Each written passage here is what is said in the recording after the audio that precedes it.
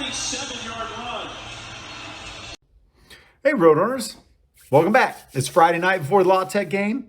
Cooler weather's working its way through northern Texas, even through Houston. I don't know what it's going to be like in San Antonio, but it'll be a little cooler, maybe in the 60s. So I got my swag on, little pullover here, that nice kind of wind, kind of a jacket, kind of like just keep the chill off, right? What do you expect from this game? So here's how I looked at this game coming up. We look at common opponent. And so I looked at Middle Tennessee. We set that was our best year, best game output, 590 yards. I could be wrong, but we still did 590 yards. That's all that matters. 590 yards against Middle Tennessee. That game was close in the fourth quarter. We had to get to that QB. We had to make stops. La Tech, 423 yards against Middle Tennessee State, and the game was never in doubt. Never in doubt. What does that tell you? Answer the question honestly. What does that tell you? If we put up 590 yards, there's something where we're doing things wrong, and we don't see that we're doing things wrong. Now, we threw 3 interceptions, right? That kind of made the game closer than it needed to be made, right? Why did we throw those 3 interceptions? Why did we need to be throwing the ball? Now, I covered in my video. One of them, yeah, I get. But 2 of them is like, what? Run the ball. Kick a field goal. Keep the clock running, right? I complained about that last week. You've got to understand, you've got a team on the ropes, body blow, body blow, body blow.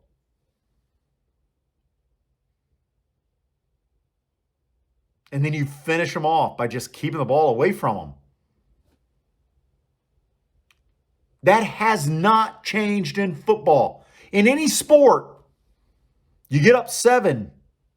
You don't chunk up 3s with 20 seconds left on the shot clock, do you? No, you work the ball around. Now, if you get an easy shot inside, well, then you take it. This is a problem. And this game could be our trap game. The game that we had no business losing, we could lose. Coming off losing J.T. Clark, DeCorian.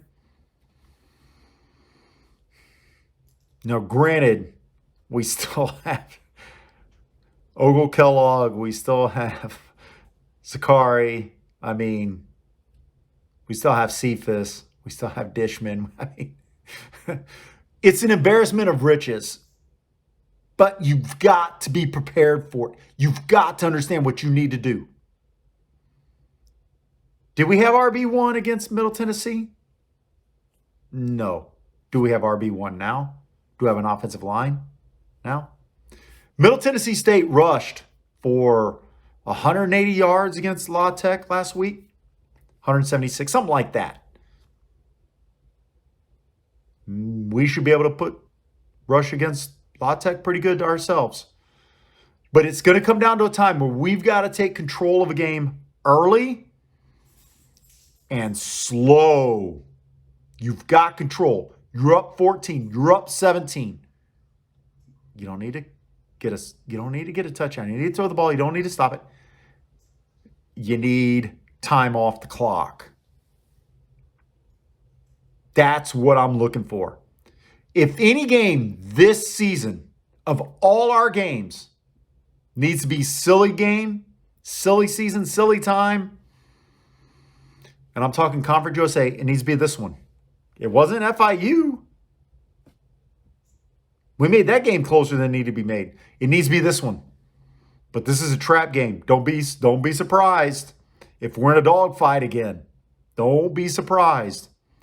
But we've got to stop getting in those. If this program is to grow and be ready for the AAC, this game cannot be a dogfight. Cannot. any way, shape, or form. We need our defensive line, Booker, Brown, McDougall, push that guard or center back into the quarterback. They couldn't throw the ball against Middle Tennessee State. And Frank, even with his 3 interceptions for 400 plus yards, it was ridiculous how many yards he threw for. They were 17 of 37 throwing against Middle Tennessee State. Tells me they can't throw the ball, but they still ran for some good yardage themselves. They won, beat Middle Tennessee State 40-24. I mean, I watched the game, and frankly, Middle Tennessee State looked like a team that did not look like the team that we played. Any way, shape, or form. Did not look like the team we played. Maybe they're beat down. It's getting later in the season. Let's think about La Tech. They're 3-6, right? Well, they played Missouri. Okay. Played Clemson. That's their 2 big out of conference. Would you have rather played Missouri and Clemson out of conference, or would you rather have played Texas and Army out of conference? Something to think about. Something to be prepared about. We need our voices. We need to be loud. Now, what I think is a key is Zakari becoming that number 1 option again.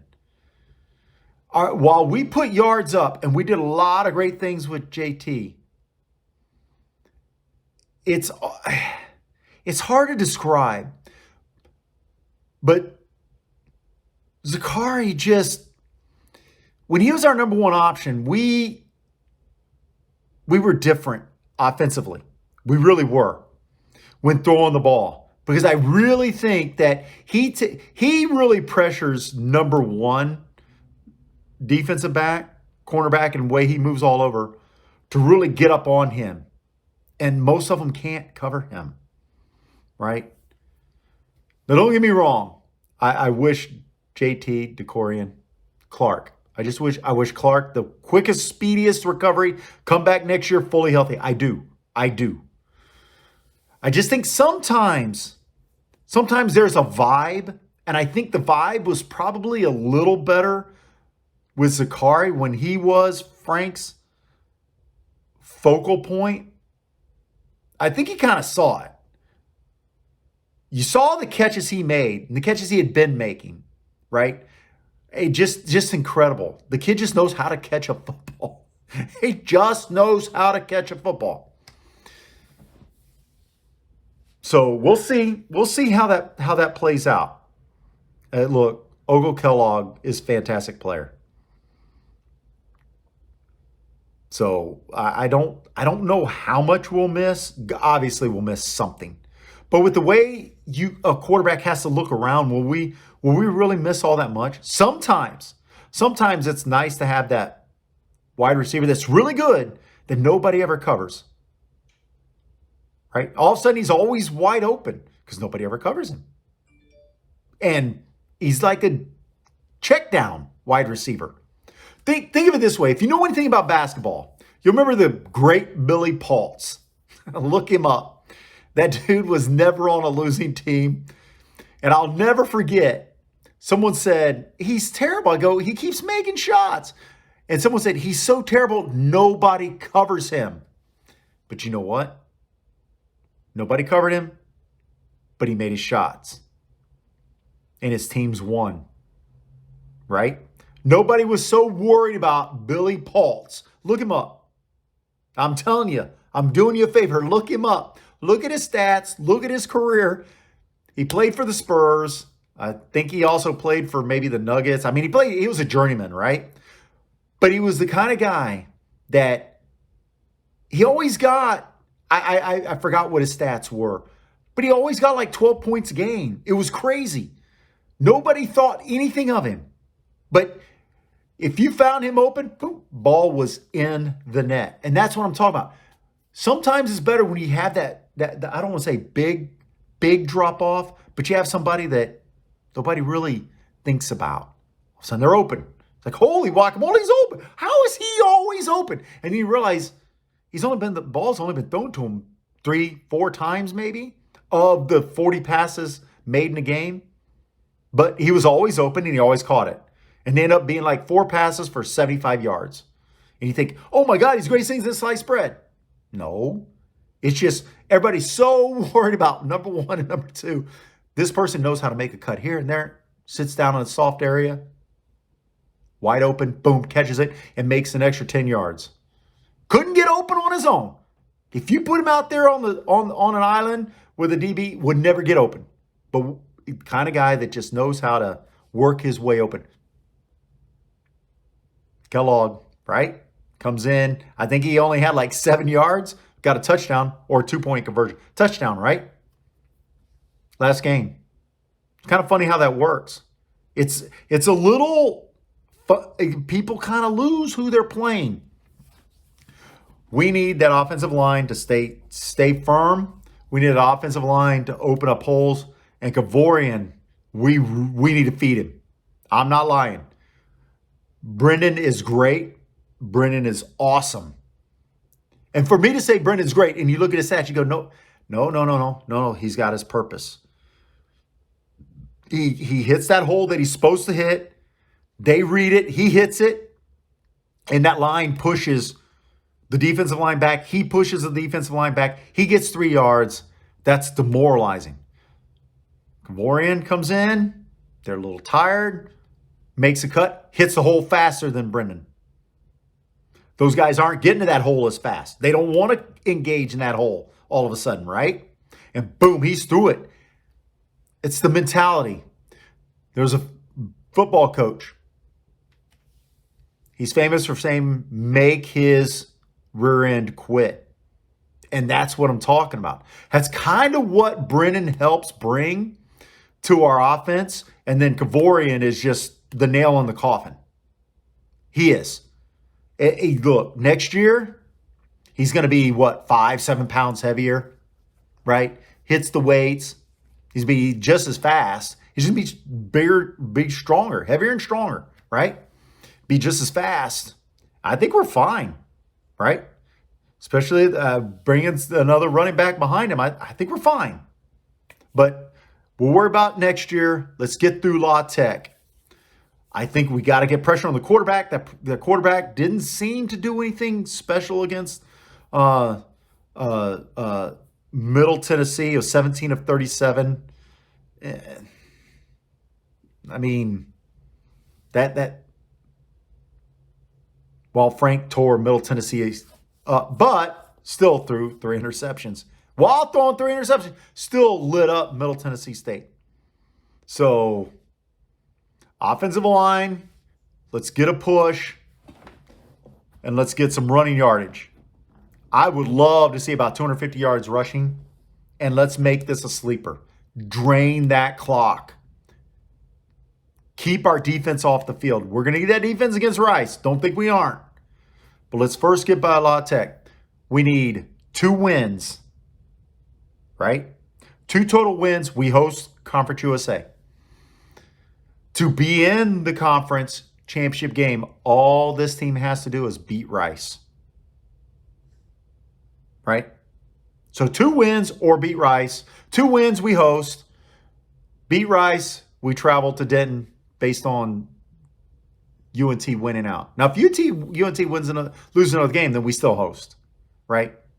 Just win 2 games. 2 of the next 3. Win out. Win out. Really, win out. We can do this. Hey, Roadrunners, I will see you guys tomorrow. It's a game on ESPN Plus. Tell me what you think about us being on ESPN Plus. It's a little